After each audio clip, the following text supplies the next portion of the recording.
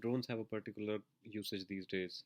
Amazon, especially, is using them for making quick deliveries. However, the drones still hold a particular place in the hearts of millennials since it helps them capture the best kind of photographs and videos from different angles. Today, we are going to talk about Skydio R1. It's a self flying drone which was a possibility which seemed to happen in 2015 with the Lily drone coming, but that did not quite happen. Skydio R1, on the other hand, which was launched this year, does seem like it would be taking care of the self flying capabilities of a drone. When we get into the design analysis of it, we see that the features it provides are high resolution video capture, 64 GB inbuilt storage, and it has a good speed which can capture even when you're on a bicycle. It has a certain flight time, which is 16 minutes with two batteries included, and it has 2.2 pounds of weight. Continuing with the design analysis, we realize that it's a dark matte finish gray, easy to spot, elegant design, and the design actually makes sure that in order to stabilize the camera when in the air, it is done using two-axis mechanical gimbal. Also, there are 13 cameras attached to this device which helps it to create 3D imaging and go for the right navigation.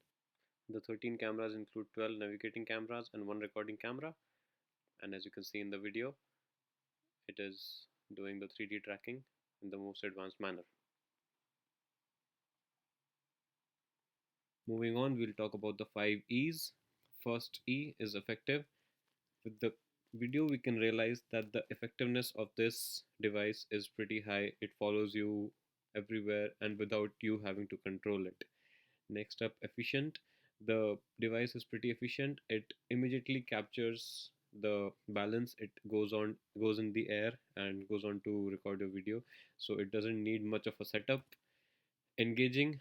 Once you start using it, you would realize that it's not very easy to let go of it, and if this is the kind of product that you have which does a following on its own, it's very difficult to let go of such a product, and hence it's highly engaging. And as you can see, there are multiple different activities in which this device can be used, and hence the engaging is very high for this one. As you can see in the upcoming video, the error tolerance is very high. It dodges different items that come in between, different obstacles that come in between, and it is able to clear them all without hitting them. Easy to learn. There's not a lot of learning requirements with this. You just have to know how to set it up, which is done through a self-guided user manual. And once you set it up, nothing is easier than this. You just have to throw it in the air and it will be good to go.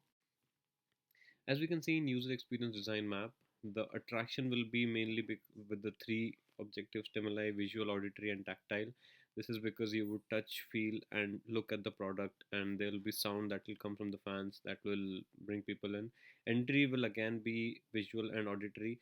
The rest of the three stages, immersion, conversion, and extension, will primarily be with the auditory, as once you are in the zone wherein you are running or bicycling or doing any sort of sports activity where you want it to follow you, you will realize that this sound is the only thing that you can hear at that point in time. However, eventually when you purchase it, other stimuli might come into picture.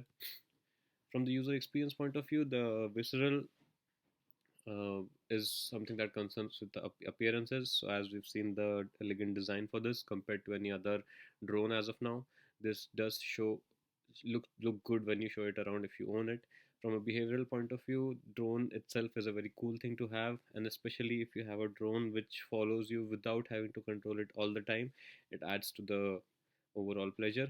Reflective is from the rationalization and intellectualization of the product.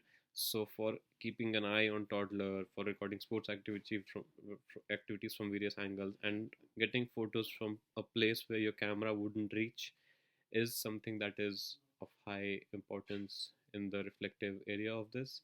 With that, we come to the end of the presentation.